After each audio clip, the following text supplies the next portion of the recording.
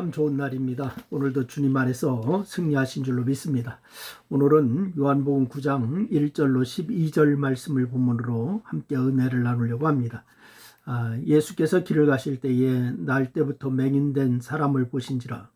제자들이 물어 이르되 라삐여, 이 사람이 맹인으로 난 것이 누구의 죄로 인함이니까? 자기니까 그의 부모니까? 예수께서 대답하시되 이 사람이나 그 부모의 죄로 인한 것이 아니라 그에게서 하나님이 하시는 일을 나타내고자 하심이라. 때가 아직 따짐에 나를 보내신 일을 우리가 하여야 하리라. 밤이 오리니 그때는 아무도 일할 수 없으리라. 내가 세상에 있는 동안에는 세상의 빛이로다. 이 말씀을 하시고 땅에 침을 뱉어 진흙을 이겨 그의 눈에 바르시고 이르시되 실로암 못에 가서 씻으라 하시니, 실로암은 번역하면 보냄을 받았다라고 하는 뜻이라. 이에 가서 씻고 밝은 눈으로 왔더라. 이웃 사람들과 전에 그가 거린인 것을 보았던 사람들이 이르되 이는 앉아서 구걸하던 자가 아니냐?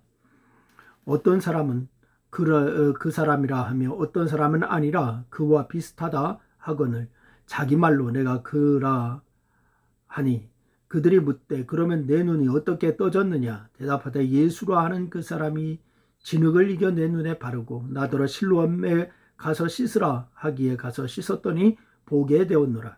그들이 이르되 그가 어디 있느냐? 이르되 알지 못하노라 하니라. 아멘. 여러분, 교회에서 이 기타만으로 찬양했던 그런 시기에 가장 많이 불렀던 찬양 중에 하나가 실로암이죠. 그래서 이 찬양은 예수님으로 인해서 눈을 뜬 맹인이 감사하는 내용이지 않습니까? 그래서 때로는 감사의 고백이 되고, 때로는 기쁨의 흥겨움이 되고, 때로는 절규하는 기도가 되는 그러한 찬양이 실로암입니다. 그 배경이 되는 말씀이 오늘 본문 말씀입니다. 맹인이 눈을 뜬 기적만 놓고 볼 때에 이 본문은 다른 기적들과 조금 다릅니다. 대부분의 기적들은 본인 혹은 적어도 가족이나 함께한 사람들의 믿음이 동반되면서 나타났습니다. 그런데 오늘 이 본문에 등장하는 맹인은 예수님께서 치유를 요청한 적도 없습니다. 예수님께 치유를 요청한 적도 없습니다. 예수님을 향한 믿음도 없었을 뿐더러 애당초 예수님에게 예수님이라고 하는 존재 자체를 이 사람은 몰랐습니다. 오직 그를 대면하신 예수님께서 땅에 침을 뱉어서 진흙을 이겨 그의 눈에 바르고 실로암에 가서 씻으라 라고 해서 씻었더니 눈이 밝아졌습니다. 그래서 맹인이 한 일을 굳이 말하자면 말씀대로 실로암에 가서 씻었다라고 하는 것뿐입니다. 하지만 그런 이후에 일어난 일련의 사건들 속에서 예수님을 알아갔고, 곤경 속에서도 예수님을 부인하지 않았고, 그리고 결국은 예수님을 만나 믿음을 고백하고 구원받았다라고 하는 그런 말씀입니다. 그래서 특이한 경우인데 그 긴 구절이지만은 정리해 보겠습니다. 이 맹인이었던 사람은 예수가 자신을 고쳤다라고 하는 말을 바꾸지 않았어요.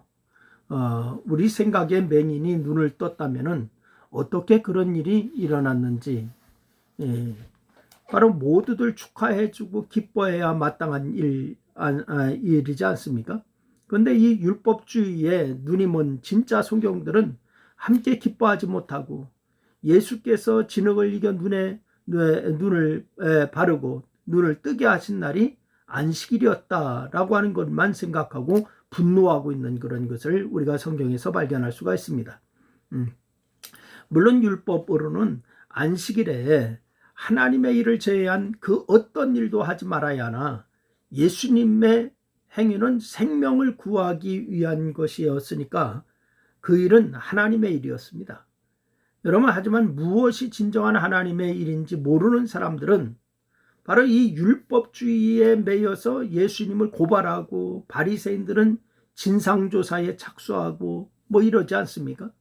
그래서 온곡결에 조사를 받게 된 맹인이었던 이 사람은 너는 그를 어떤 사람이라 하느냐라고 하는 질문을 하지요. 그때 이 맹인이었던 사람이 대답하는 거예요. 선지자니이다 라고 이렇게 대답을 합니다.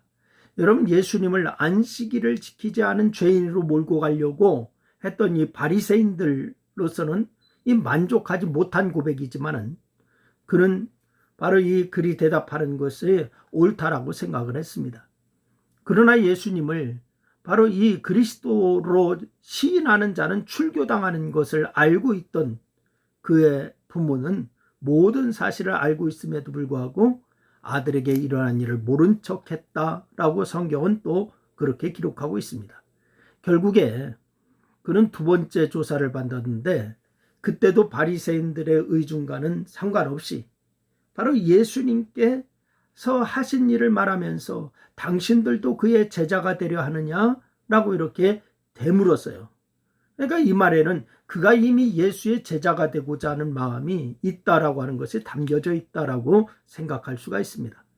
더 나아가서 그 사람은 이 사람이 하나님께로부터 오지 아니하였으면 아무 일도 할 수가 없었으리라 라고 이렇게 말하고 있지 않습니까?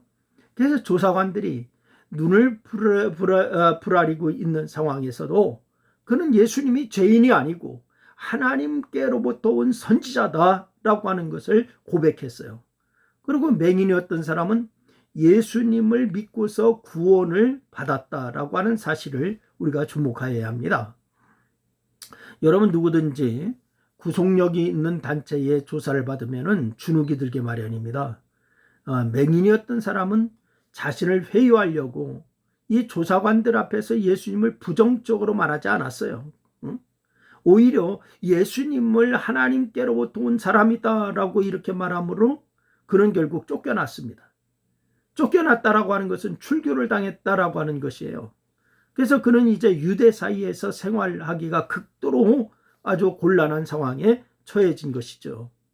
그래서 예수님은 그가 당한 상황을 전에 들으시고 그를 만나서 내가 인자를 믿느냐라고 이렇게 예수님께서 물으세요. 그러니까 맹인이 눈을 떴으니까 그것만으로도 구원을 받은 것이지만은 예수님은 그가 육체의 구원만이 아니라 영적 구원을 받기를 원하셔서 이렇게 물으신 거죠. 그래서 이에 그 맹인이었던 사람이 주여 그가 누구시니까 내가 믿고자 하나이다 라고 이렇게 대답을 합니다. 인자는 예수님께서 즐겨 사용하시는 그러한 칭으로 아주 정확하게 말하면 뭐냐, 그 사람의 아들이라고 하는 뜻이죠. 그래서 이 다니엘서 7장 13절로 14절 말씀에 나오는 메시아를 의미하는 거예요. 그러니까 인자가 가지는 의미를 알았던 그는 인자가 누구인지 알기 원했던 것입니다. 인자가 누구이니까. 그래서 예수님은 그에게 내가 그를 보았거니와 지금 너와 말하는 자가 그이니라 이렇게 말씀하시죠. 그래서 그는 주여 내가 믿나이다. 내가 믿나이다 라고 고백해요. 여러분, 처음에는 예수님을 선지자로 알았습니다. 하나님께로부터 온 자로 알았는데 이제는 인자, 곧 오시리라 예언된 그리스도로 믿게 된 거죠. 여러분, 우리가 예수 그리스도를 성인으로 아는 사람들 많아요. 그러나 우리가 그분을 인자, 곧 하나님의 아들, 곧 메시아, 구세주로 믿는 신앙이 되어야 될 줄로 믿으시기를 바랍니다. 이제 그는 육체의 구원을 받은 것만이 아니라 예수님을 믿어서 영생을 얻는 영적 구원을 받게 되었어요. 이 모두가 주의 은혜이지만은 우리는 곤경 속에서도 예수님이 자신에게 하신 일을 부인하지 않고 예수의 제자가 되고자 했던 그의 자세를 주목하게 되는 것입니다. 여러분, 많은 사람들이 순교자의 삶을 노래하지만은 곤경에 처했을 때에, 어려움에 처했을 때 수많은 사람들이 주께서 자신에게 하신 일을 부정하거나 간과합니다.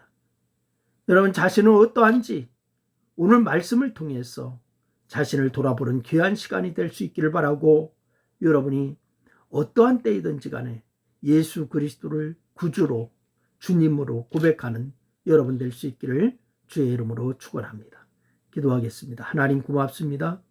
오늘 이 맹인이었던 사람이 예수님을 바로 선지자로 알았다가 바로 인자로, 메시아로 고백하는 것을 보게 됩니다. 하나님, 우리의 모든 상황이 어려운 가운데 있다 할지라도, 곤경에 처해 있는 상황이라 할지라도 우리는 꿋꿋이 주님을 바라보고 전진하는 자들이 되게 도와 주옵소서. 예수님의 이름으로 기도드리옵나이다. 아멘.